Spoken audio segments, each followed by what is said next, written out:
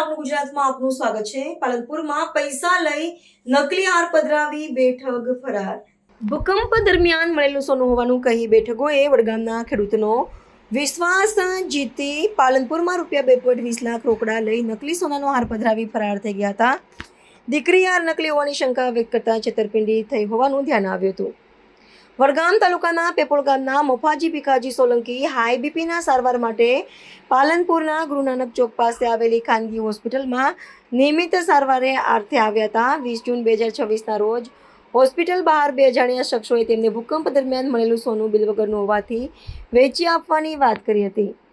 વિશ્વાસ જીતવા માટે બંને સોનાના 2 અસલી પારા આપ્યા હતા। મફાજીએ વડગામના સોની પ્રકાશભાઈ પાસે તપાસ કરાવતા પારા અસલી હોવાનું બહાર આવ્યું હતું।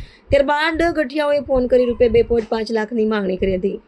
23 જૂને મફાજી પત્ની ચેતનાબેન સાથે ₹2.20 લાખ લઈને પાલનપુર આવ્યા હતા। એરોમા સર્કલથી ડીસા તરફ જતા હાઈવે પર ઓસિયા મોલ સામે બંનેને રોકડા આપીને પીળી ધાતુનો હાર લીધો હતો। ઘરે પહોંચ્યા બાદ 21 વર્ષીય દીકરી આશાબેન હાલ નકલી હોવાની શંકા વ્યક્ત કરી હતી।